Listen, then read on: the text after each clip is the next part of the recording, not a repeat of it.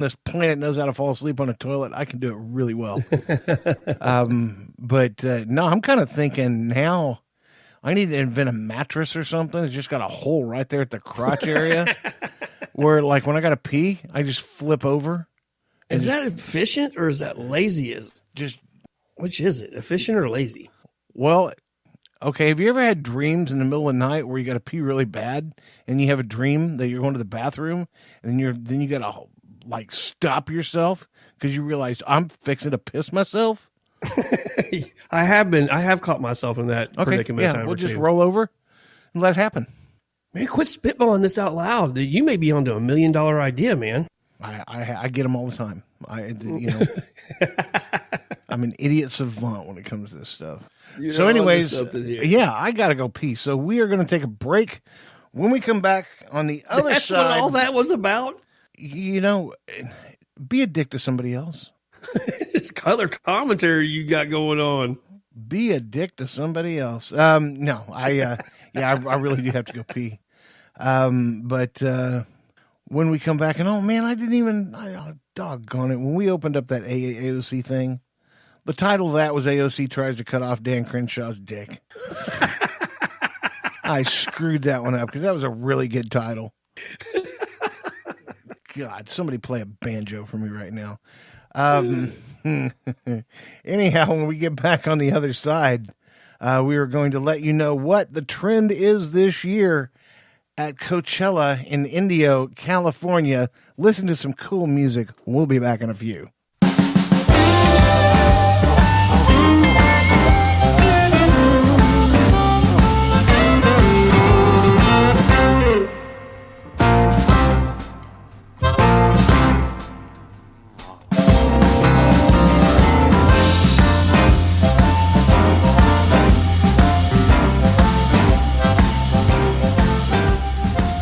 All right, Shiner, so you ready for this? I hope. The trend that invaded Coachella the past 2 weeks in California. Duct tape bikinis. You don't say. I do say. I recall... That sounds oddly familiar. I recall a gentleman having a duct tape bikini contest at Rocklahoma, 4 years ago and 3 years ago and 2 years ago. I'm trying to think of his name. Oh, that's right. It's Big Tiddy. Me. Look at the trendsetter you are, man. 4 years ago. And they're just getting around to that at Coachella? Are you kidding me? Big T laugh at you. I thought of it first, mother bleepers. There were some good memories coming out of those contests that you had, too. Dude, there's lots of good memories coming from Rocklahoma. And because I got rid of Camp Effery this year. Yes, sir. Y'all can... use your imaginations to know what that is. Because the parties got pretty wild. You were with me. Parties got pretty wild, and they got a little bit too wild to where there were so many people showing up. I couldn't really keep track of everybody, and then there were some underage that were showing up to this party and shouldn't have been. So in light of all that, I decided to just disband Camp Effery, even though we had lots of really cool tomfoolery, and it left a lot of people kind of disappointed because we were the wildest party by far at Rocklahoma. By far. Well, people have gotten in touch with me and thought, "What, are you going to do something else, Big Tiddy? You're always really epic in that." I'm like, no, I'm really not going to do anything. And then I thought, you know what? I don't have to have a party at my campsite. Do something fun. So what we're going to do is a vehicle. 4 people to a vehicle. It can be all guys. It can be all girls. It can be guys and girls. I don't care. 4 people to a vehicle, all wearing 5 pieces of clothing.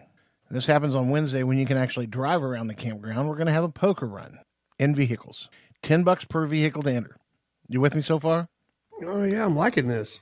Odd cards, which would be 3, 5, 7, 9, Jack, and King. Those are the odd cards. Even cards are 2, 4, 6, 8, 10, and Queen. Ace is wild. Now, here's where it gets hairy. The odd cards, everyone in the car has to remove a piece of clothing. Okay. The even cards, you don't have to remove anything. But you can't. You don't get to put on a piece of clothing either. You just don't have to remove anything. You just stay where you're at. The wild card is what it is because it's still going to be judged as best hand. So let's say you have 2 3s, a 7, and an 8, and then you get an ace. Well, that's 3 odd cards. So you got to take off 3 pieces of clothing. But do you want to win it? Most people do. Most people are winners on the inside. So you're going to turn that ace into a 3 because you're going to have 3 of a kind. You can win it. Unfortunately, you're going to have to take off yet another piece of clothing to do it. Right. So we're going to take the $10 per car, and 50% of the pot goes to the best hand. Okay. 20% of the pot goes to the worst hand. And 30% of the pot goes to the vehicle with the least amount of clothing. Okay. And this is on Wednesday. This will be on Wednesday night at Rocklahoma. So that is a Big Tiddy-esque party, as only Big Tiddy could put out. Well, something to look forward to on Wednesday night then. I think so. So you need to be there. Got to have somebody MC this. And we'll probably wind up. I imagine that or at least once, maybe twice during the whole. Yeah, we'll see if we can end this over at the Proving Grounds of the Dark Side State like that. I'll have to get in contact with you, Steve or Chris, and work that out. But that'd be cool. Yeah, it'd be kind of cool. You know, Big Tiddy can throw a party, and everybody can participate in one of Big Tiddy's big parties, and I don't have to get my campsite dirty to do it. There we go. I like the sounds of that. Now, how about that? I also thought about doing a traveling twister game. Of course. Yeah, well, I was just going to bring a flatbed trailer and a twister board and a flatbed trailer and drive around the campsites while doing the twister. I think the poker run's got a little bit more oomph to it. I think so, too. And a lot less chance for injury. Yeah. Yeah. Then we start talking about lab bill. Yeah, no more drunk snow cones. Oh Lord! All the moonshine snow cones were awesome. That was another Big Tiddy epic thing for Rocklahoma. It blew people's minds. You know, we're trendsetters. I'm 4 years ahead of my time, at least when it comes to this Coachella shit. So, yeah, we're always setting trends, and I'm even doing it without campsite party this year. So, go me! All right, here's something I need to talk about real quick. I want to say congratulations to the great Eldrick Woods, Tiger Woods. He won a Masters. It's been a long time coming and a long road to get there. 2 years ago, he was strung out on pain medicine and arrested. There was a guy at the golf tournament in a T-shirt that had Tiger's mugshot on it. And Tiger actually came by and signed his T-shirt. I thought that was kind of cool. That is pretty cool of him. Yeah, but from 2 years ago, where he was to now, and throw a back surgery in the middle of it, man, he was looking flawless. And I didn't really pay much attention to it because I didn't think he was going to get anywhere. And then Sunday, I found myself absolutely captivated and glued to it. Well, there wasn't a race on Sunday because the race was on Saturday night, and I totally forgot about it, so I didn't even get to watch the race. But I did get to watch Tiger make a little more history, and that's pretty cool. And that's all I want to say about Tiger Woods. So congratulations, Tiger Woods. That's all. I'm not much of a golfer. I suck at it.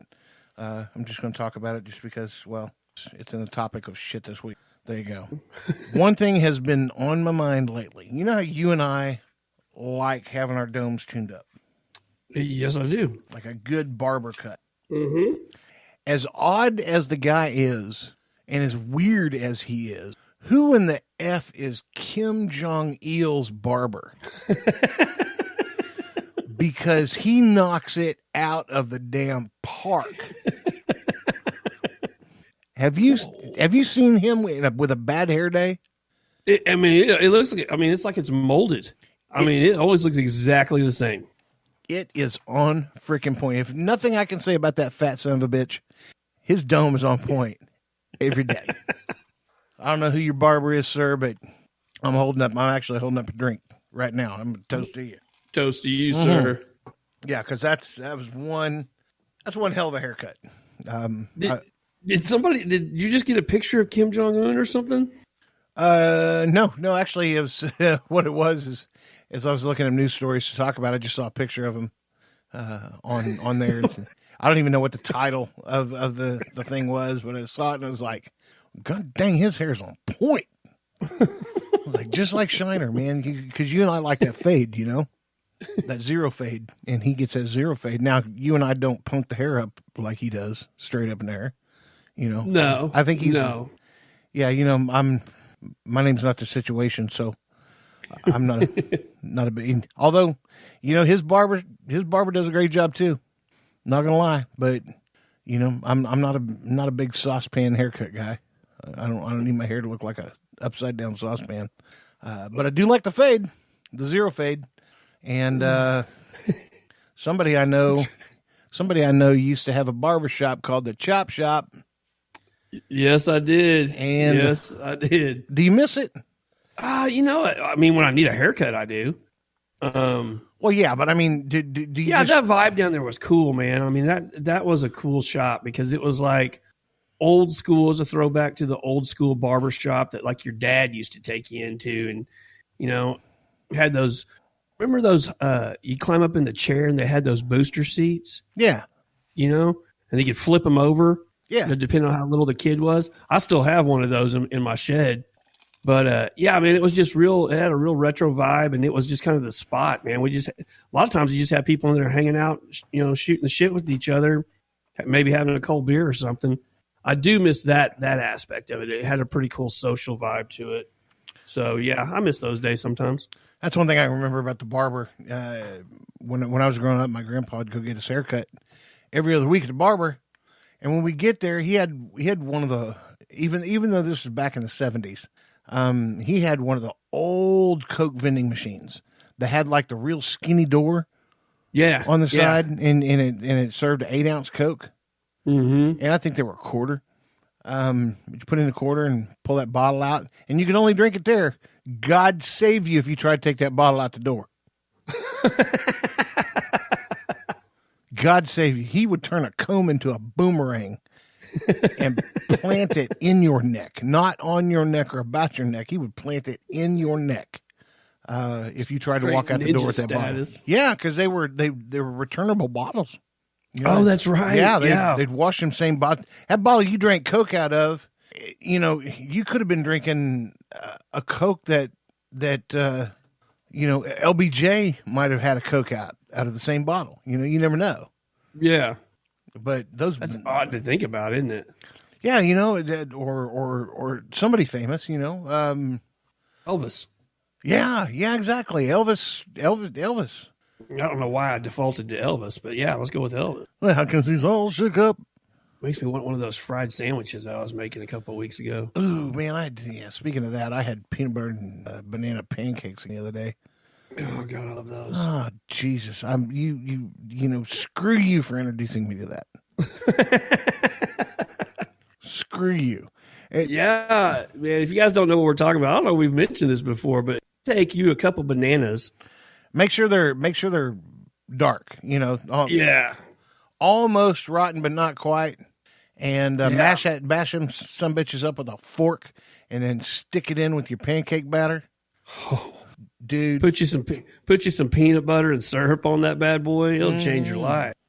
Yeah, actually last time I did it, I put peanut butter. I put a half cup of peanut butter in the batter itself. Oh, really? Yeah, and fried it up that way, and it turned out okay. It was a little bit different texture than what I was thinking. You know, I'll probably never do that again. But you know, me and you, when it comes to chaos, we gotta experiment. Oh man, I'm sitting here thinking I foresee in my near future up late at night making these pancakes. Man. Yeah, God, those things are good. They are absolutely dope. So yeah, thank you very much for that idea, because that ad, you know, it I had to go to a different belt loop for that one, but that's a sign of a good meal right there. Yeah, that's for sure. Hey, you know what we haven't done so far is I haven't talked about our sponsors, man. Oh yeah, let's throw some of those names out. Yeah, I would be remiss if we didn't talk about sponsors. You know, they pay the bills. Some of them are new sponsors that haven't quite paid the bills yet, but we're still going to give them a mention. But Spunk Lube, I want to talk to you guys about Spunk Lube Hybrid. It is the AVN award-winning glycerin-free white and